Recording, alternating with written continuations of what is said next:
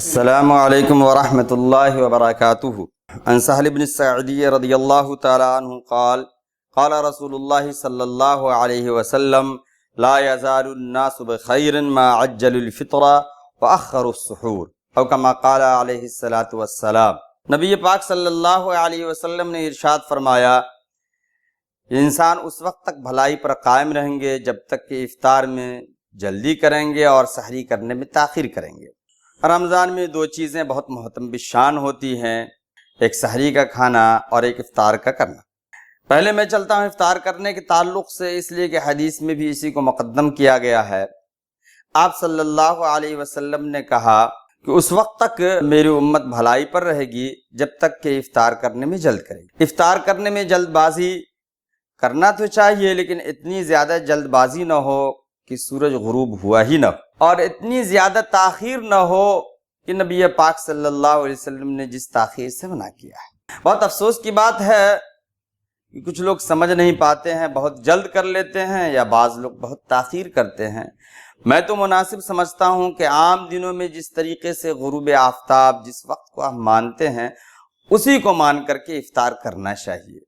نبی پاک صلی اللہ علیہ وسلم نے ارشاد فرمایا، خیر الامور اوسطها، سب سے بہتر معاملہ، سب سے بہتر بات درمیانی بات ہے، یعنی معتدل اور اعتدال کی راہ سب سے بہتر راہ ہے۔ نبی پاک صلی اللہ علیہ وسلم نے جو افطار جلد کرنے کا حکم فرمایا، اس کی ایک وجہ یہ بھی ہے کہ رسول اللہ صلی اللہ علیہ وسلم نے کہا، خالف الیہود والنصارى، یہود و نصارہ کی مخالفت کرو، یہ لوگ افطار تاخیر سے کرتے ہیں، اس لیے جلد کرنا چاہیے۔ چونکہ یہود و نصارہ افطار کرنے میں اتنی زیادہ تاخیر کرتے ہیں کہ ستارے نظر آنے لگے اور اس سے نجوم پرستی کا شائبہ ہوتا ہے۔ اب ہم چلتے ہیں سحری کی طرف۔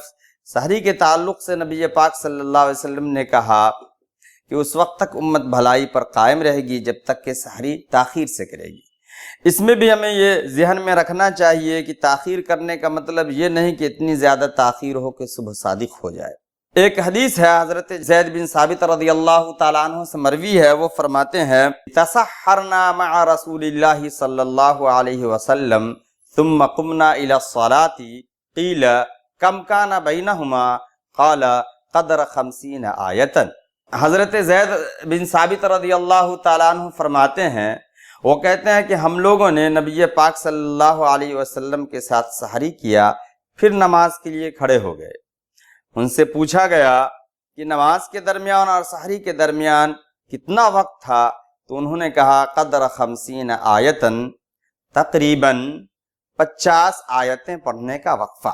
اور مفسرین نے یہ لکھا ہے کہ قدر 50 آیتن کا مطلب ہے 10 منٹ زیادہ سے زیادہ، یعنی اتنا وقفہ 10 منٹ 5 منٹ 7 منٹ کا رہنا چاہیے کہ انسان اس وقت اگر کچھ لینا یا پانی وانی پینا ہو تو وہ آدمی کر لے جائے۔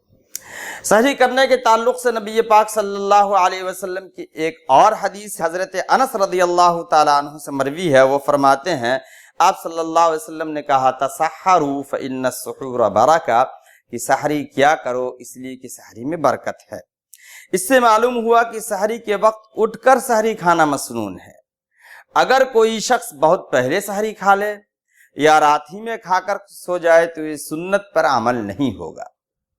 اور دوسری بات یہ کہ اگر ہم اس وقت سحری نہیں کھاتے ہیں جس وقت مطلوب اور مسنون ہے، تو پھر وہ چیز جو شریعت چاہتی ہے وہ بھی ہمارے اندر پیدا نہیں ہو پائے گی، نہ روحانیت، اور مادی طور سے بھی ہمارے اندر بہت زیادہ نقاہت اور کمزوری پیدا ہو جائے گی۔ اس لیے نبی پاک صلی اللہ علیہ وسلم نے کہا، سحری کیا کرو، چاہے پانی کے چند گھونٹ ہوں، کھجور کے چند ٹکڑے ہوں، یا منقع کے چند دانے ہی صحیح۔ اور اس حدیث کی تائید بعض ان احادیث سے بھی ہوتی ہے جس میں آپ صلی اللہ علیہ وسلم نے کہا، استعینوا بطعام السحر، کہ سحری کر کے تم مدد حاصل کرو علی صیام النہار، دن کے روزے پر، یعنی سحری کرنے سے توانائی رہے گی جسم میں، تو دن کے روزے کو ہمیں گزارنا اور دن کے روزے کو برداشت کرنا ہمارے لیے آسان ہوگا۔ اس حدیث کے دوسرے ٹکڑے میں نبی پاک صلی اللہ علیہ وسلم نے فرمایا، وَبِالْقَيْلُولَةِ عَلَىٰ قِيَامِ اللَّيْلِ، اور قیلولہ کر کے، یعنی دوپہر کے بعد تھوڑی دیر آرام کر کے تم مدد حاصل کرو رات کے قیام پر یعنی تہجد اور نوافل پر۔ تو ہمیں ان احادیث سے صاف ظاہر ہے کہ افطار کرنے میں جلدی کرنا یہ مسنون ہے، اتنی زیادہ جلدی نہ ہو کہ سورج غروب ہی نہ ہوا ہو، اور سحری کرنے میں تاخیر کرنا یہ بھی مسنون ہے، اتنی تاخیر نہ ہو کہ صبح صادق طلوع ہو جائے۔ اللہ تعالی ہمیں نبی پاک صلی اللہ علیہ وسلم کی باتوں پر عمل کرنے اور آپ صلی اللہ علیہ وسلم کی باتوں کو دوسروں تک پہنچانے کی توفیق عنایت فرمائے۔ وآخر دعوانا ان الحمد للہ رب العالمین۔